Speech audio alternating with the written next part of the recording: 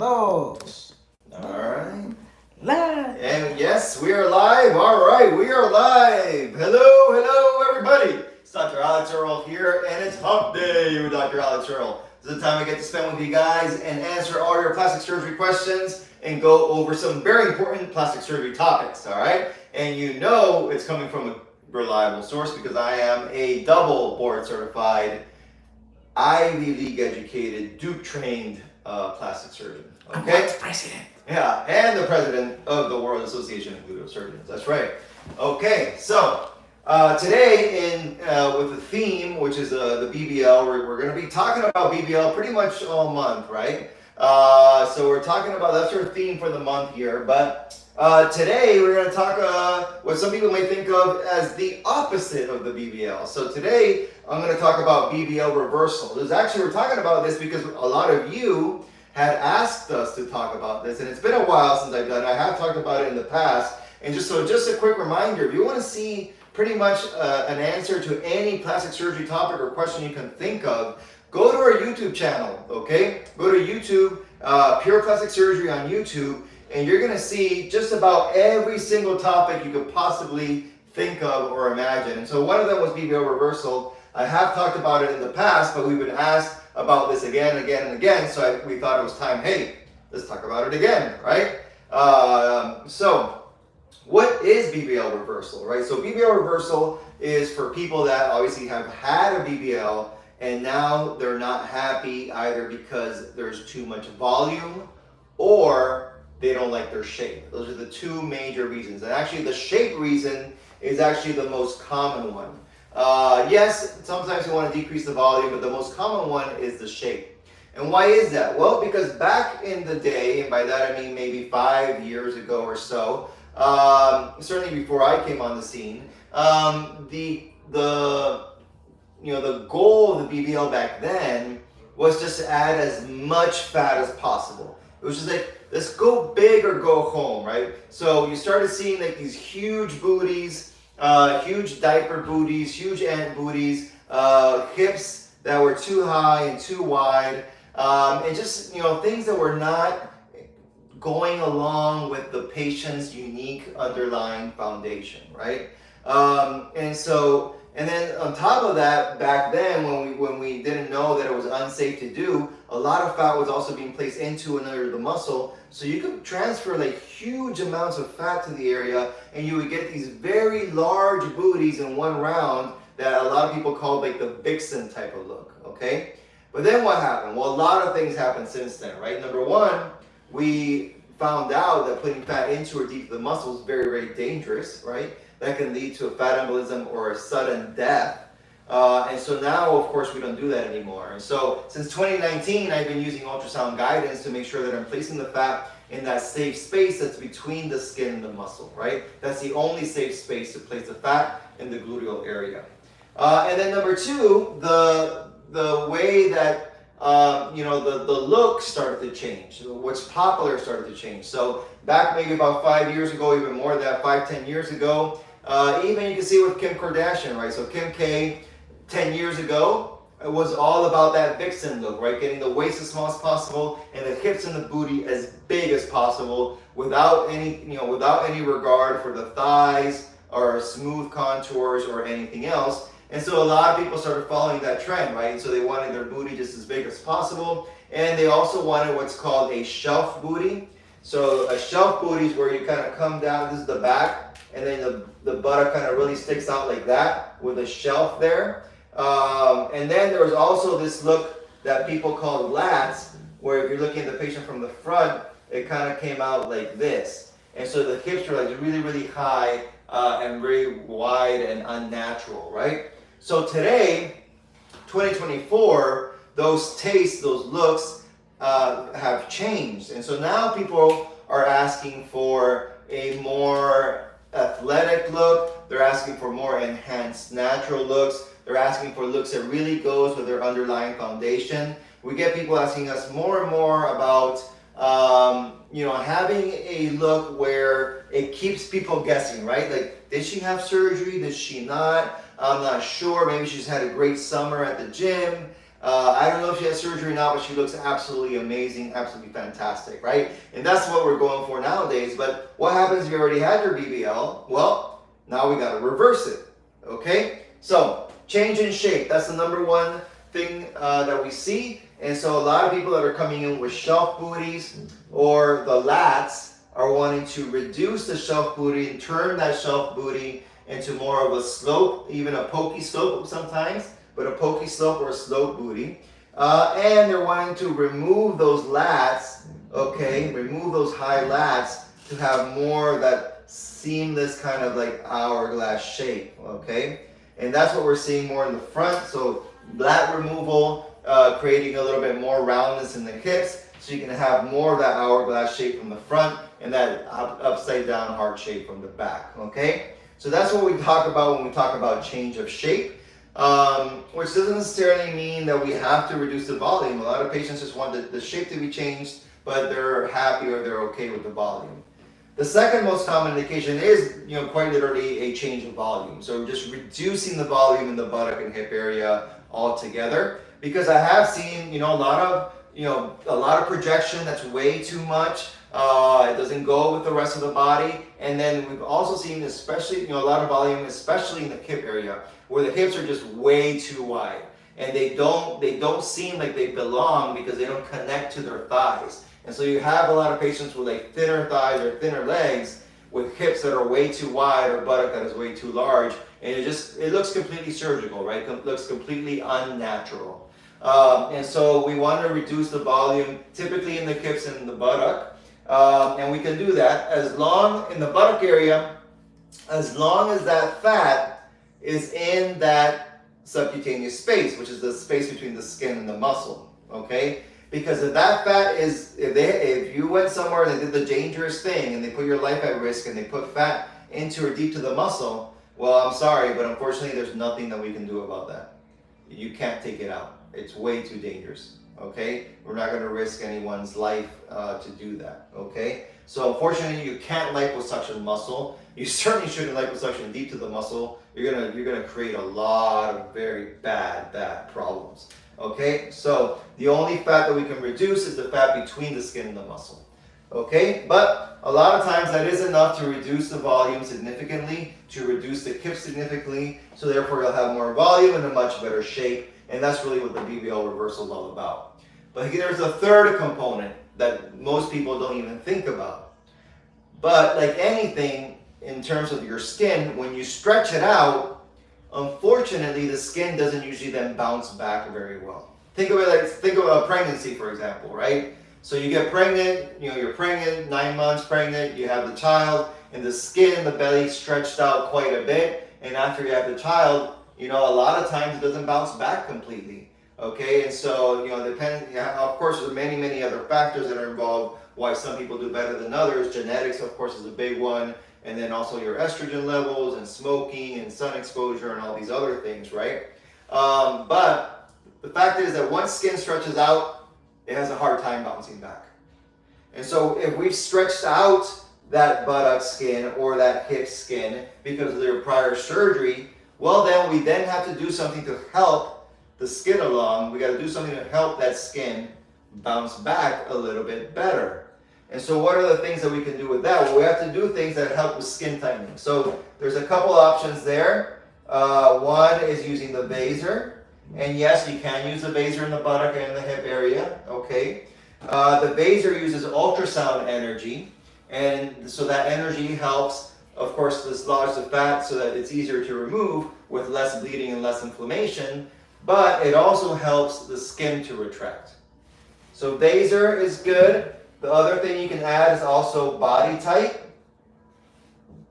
Okay, so yes, body tight can be done to the buttock and hip area as well. All right, this uses a different type of energy. This uses RF energy, okay?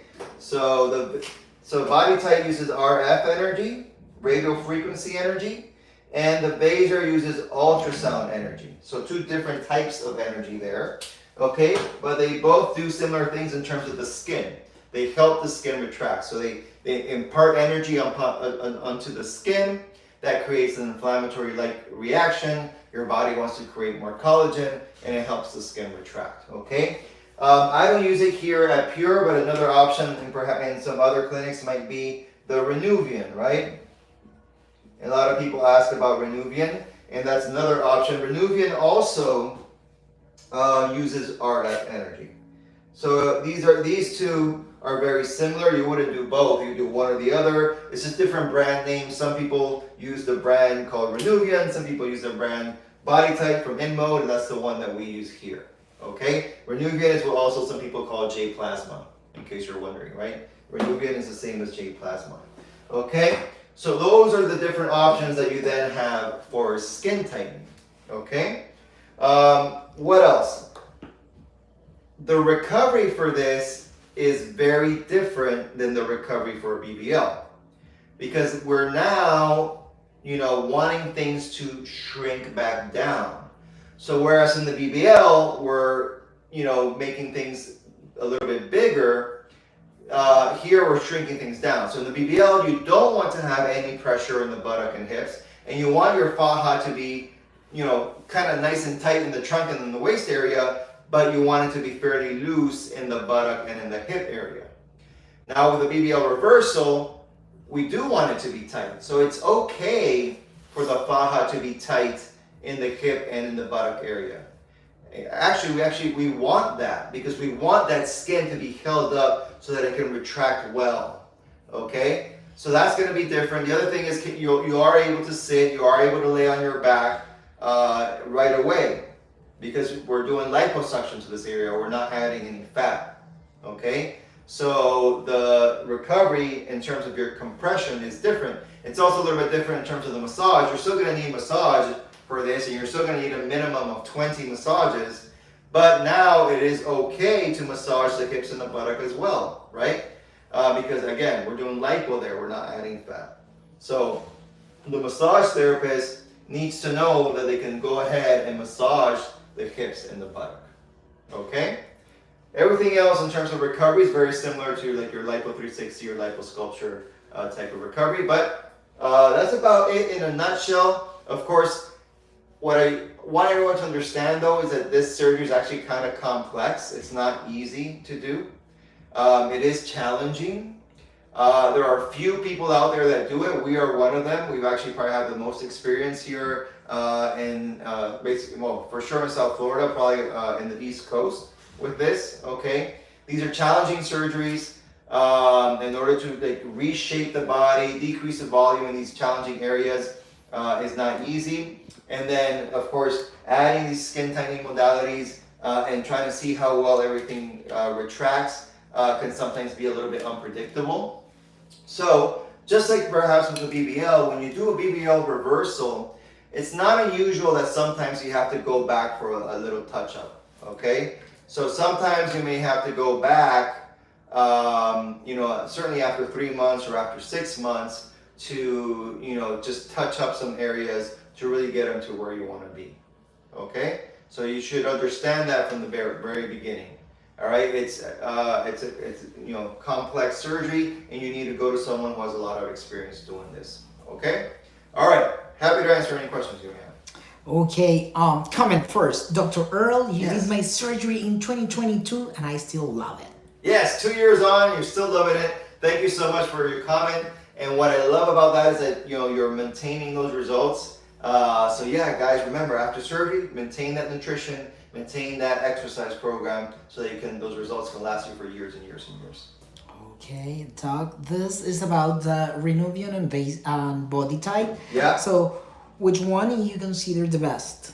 I personally like the body type. Okay, again, remember they both use the same type of energy, which is radio frequency energy. So they work very similar in the way that they induce the tightening of the skin. Okay, but I do like the body type. The upsides of the body type is that it has several different cannulas. So it has some like little small ones that we can use for the chin, and then it has bigger ones that we can use for like larger areas like the abdomen, back, and arms and thighs.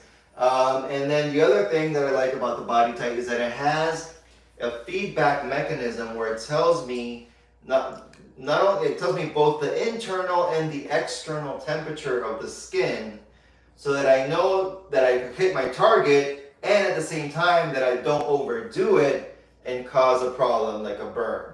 Okay, so I do love that feedback mechanism. I think it makes it safer overall. The downside to the body type compared to the Renuvian is that it does take longer. So for me, it takes longer to do it than if I were using the Renuvian. But other than that, everything else is upside. Question about the BBL reversal, if this includes reshaping, so the fat will be added to thighs to make it much better? Sometimes you can add that. Sometimes you can add some fat to kind of the upper thighs areas to blend things in, but you can't really make a much larger thigh this way. It doesn't work in the thighs in the same way that it works, say, for the buttock or hip area. So the skin in the thighs tends to be fairly tight with not a lot of room to expand, right? So can you add some fat to kind of feather in some areas and smooth some contours? Yes. Can you add like circumferential fat around the thigh to make it a bigger, wider thigh? No, you can't do that. So what do you have to do? So what you have to do then is reduce, if the hip is too wide and it looks unnatural, then you got to reduce that hip area. And if the buttock is big, reduce some of the buttock area. Bring that down to something that looks like more of an enhanced natural result. And then yes, use a little bit of fat to kind of feather in the transition zones to try to smooth out. I'm very scared to die from a BBL surgery. Yeah. How can I overcome this? Internet make it worse. I know. And how can you overcome that? Go to the right surgeon at the right place, okay? Because here's the thing, a BBL can be very safe if you go to the right surgeon, doing it the right way, in the right location, okay? The internet's gonna scare you because they're only gonna show you the horror stories. Not only that, they're gonna show you data that is outdated. They're gonna show you data from 2017. They're gonna tell you that the mortality rate is 1 in 3,000, which it was back then, which is too high, but it's not what's happening today. Okay, the mortality rate for BBL is 1 in 15,000, which is the same as a tummy tuck, or higher. If you go to someone who has a lot of experience doing this surgery, I've done over 2,000 ultrasound guided BBLs, who uses the ultrasound imaging to know exactly where to place the fat, who goes the extra mile to make sure that their facility is safe. For example, here at Pure, we are certified by the Joint Commission. If you check all those boxes, then you know you're going to the right place and that your BBL surgery is going to be very, very safe. So, come to me. We'll take care of you. Doug, one of the people can access exact that. So if you're scared of dying, then you need to go to Dr. Earl. That's right. Okay, Doc, any solution or treatment for lipofibrosis? Right, so first of all, the first thing you want to do is prevention before we talk about solutions and treatments. So how can we prevent fibrosis? Well, fibrosis is scar tissue that can form underneath the skin after liposuction. And the best way to prevent that from the surgeon's point of view is to not be overly aggressive and to not let the skin get too thinned out. So you always want to leave at least a centimeter of fat underneath the skin, and that helps decrease the chance of fibrosis. And then from the patient's point of view, because the patient also has a responsibility, you have to be able to do your proper massages and proper number of massages. So minimum 20, sometimes more than 20. You have to make sure you go to a licensed post-lipolymphatic massage therapist that really knows what they're doing. And you have to wear your compression for 6 weeks, night and day, and then the next 6 weeks, 12 hours a day. So if you do all that, your chances of fibrosis will be much lower. Of course, it won't be zero. So what happens if you start to develop some fibrosis? So the first thing is you want to try to get on top of it quickly so that you can do non-invasive modalities to deal with the fibrosis. And by that I mean getting in touch with your massage therapist who will now employ other things, other modalities to help take away the fibrosis. So they're going to do things such as wood therapy, and cavitation. Sometimes some carboxy therapy can help, as well as RF therapy, as well. Okay, so there's several things that the massage therapist can do to try to take away, or I'm sorry, reduce the risk of the fibrosis if that's starting to form. Another thing you can do if you're near your surgeon, sometimes they can do an injection to the area. It's a small kind of discrete area. You can sometimes do an injection of a steroid or something called fibrosis, which has some enzymes which helps break up the fibrosis. Okay, so that's all the things that you can do within the first year of your surgery. Now, if you have fibrosis and it's been over a year, well, unfortunately now you're looking at having to go back to surgery and breaking up that fibrosis in the OR using something such as the laser, which is typically the tool that we use to try to break up fibrosis then. Okay. Can we do a BBL while on Wegovy? Wegovy? While you're on Wegovy, yeah, okay. So Wegovy, Ozempic, Mounjaro, these are the new medications that are out there now for weight loss, and these medications actually work really, really well. I think this has revolutionized weight loss, in the U.S. and throughout the entire world. And I think it's probably the best way to lose a significant amount of weight. It's definitely less risky than bariatric surgery, such as a gastric sleeve or a gastric bypass. Okay, but when you are on these medications, you have to know that when you're about to do surgery under general anesthesia, you have to stop these medications anywhere from 2 weeks to 30 days before surgery. I like to tell our patients to stop with these medications 30 days before, because that way I know for sure that it's out of your system and that you're moving things along in the stomach like you normally would. Because the way these medications work is that they slow down gastric emptying, meaning that you empty the stomach slower than you would otherwise. And so that's how you get full quickly. So you eat just a little bit, you feel full, stuff's not moving around. You eat less, you lose weight. That's basically how it works, okay? It also has other components that we won't get into, such as, less insulin resistance, et cetera, et cetera, et cetera. So, the thing is that when stuff doesn't move in the stomach, and the stomach is full, that's not good for general anesthesia. Because when you're doing the general anesthesia, we don't want you to regurgitate and have that stuff come up and then potentially land inside the lungs, what's called an aspiration, which is not good. That's very bad. So you got to stop all these medications at least, at the very minimum, 2 weeks before surgery. Some surgeons might be okay with that, but here at Pure, we want you to stop at 30 days before surgery. Which first, breast implant exchange and lift or tummy tuck? So between the breast and the tummy tuck, I'd say do it all together.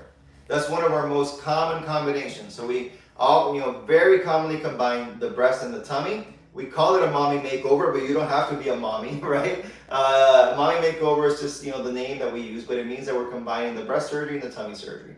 And we do that very, very often. I think yesterday I did 2 and today I did 2 more of these mommy makeovers. So the most typical combination is a breast lift with implant combined with a tummy tuck. The tummy tuck involves not just removing the excess skin, but also the muscle repair, the umbilical transposition, and the liposuction along the flanks and the waist. Okay, how soon can I get a BBL after having a baby? Great question. So, because it comes up very, very often. I think almost every live. I would say almost every live. So, how soon can you get a BBL after having your baby? You want to wait at least 6 months. 6 months minimum. Why? Because your body's going through a lot of changes, right? And so after you have the baby, things need to kind of bounce back. You need to get back into shape, and your body's just going through all these different changes. And then, potentially you might be breastfeeding as well. It's gonna, your body's gonna go through those changes also. So you want to wait a minimum of 6 months before doing any surgery, really. How soon after a tummy tuck can I get a 360 lipo? I got my tummy tuck with your practice on January 16th this year. So on January this year. Then you're good to go. Come on back. All right, we'd love to have you back. You're certainly ready to go. The soonest you can get your tummy tuck, your lipo after your tummy tuck is 3 months. But you're way past that right now. So anytime after that is good to go. Can I get a BBL if I have varicose veins? Yeah, for the most part, yes. It can depend a little bit on the severity of the varicose veins, okay? But for most patients, they have like mild varicose vein, mild spider veins, and so therefore getting the BBL is typically not a problem, and you're usually cleared by your primary care doctor, okay? Now, there is one thing you have to know though. If you have a certain degree of varicose veins or spider veins, sometimes they can get worse with the BBL. So please take note of that. Hi. I know Sculptra is not permanent, but can any collagen remain after its fading out period? Well, some collagen, some degree of collagen can remain after using the Sculptra, but you are correct. It is not permanent, and a lot of people need to come back and do it about a year out or 2 years out. So we have exciting news, okay? Because there's a new product out there that we're going to be trying for the first time in December. And this product is for volumes. So we use it for similar reasons that we would have otherwise used Sculptra. But what we found out is that we had patients using the Sculptra and they're just not that happy because they get a good result initially, but then things kind of deflate and everything comes down and they look very much how they started. So we are going to be testing out this new product. It's brand new, fresh off the market. We're going to be the first ones on the East Coast to use this product, and it's called Aloe Clay. And what it is, it's basically off-the-shelf fat. It's fat that's off the shelf. The cells have been removed. The matrix remains, and then we're able to then inject that fat into the areas that require the volume. And the good news is that it comes in higher volumes, up to 25 cc's per vial. And we can use, of course, more than one vial. And so this is going to be really great for like those patients that have had a BBL and just need a touch-up, like say, for example, in the hips or certain areas in the buttock, and they don't want to go through a whole other big surgery again. Or for those patients that have hip dips and they don't have a lot of fat on them and they want to fix the hip dips without being able to do BBL because they just have no fat.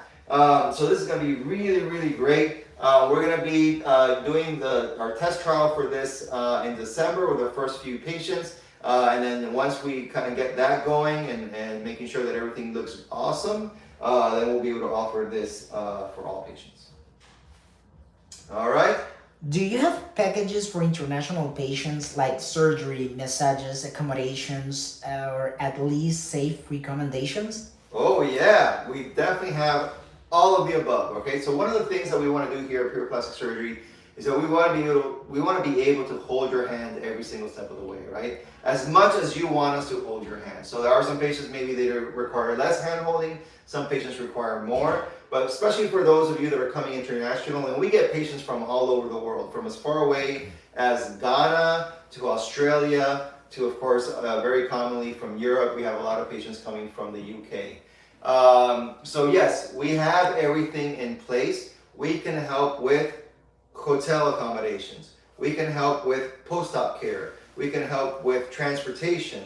We can help with massages. We can help with getting you a list of supplies. We can help with getting you some of the garments and pointing you in the right direction in terms of where to get fitted for garments and stuff like that after surgery. Pretty much have the entire package. And then of course we can help you with financing and also with pointing you in the right direction as to where to get your pre-op labs and your clearances here in the US. Because that is another important thing. If you're coming from outside the US or Canada, you are going to have to repeat your labs and your medical clearance here in the US before we are able to move forward. These are not stipulations that are by us here at Pure. These are actually by the state, the Florida state. So in order to do surgery, we have to have that in place. So anyways, we can help you organize that as well. So we can help you organize the entire journey. Awesome. This is about Aloe Clay. How long is project to last? So it's going to be very similar to fat grafting. So, when we do fat grafting, such as the BBL, initially we may lose about 30%, right? I always tell my patients that we're going to lose about 30% of the fat that's transferred. But after that, that fat should basically last you a lifetime.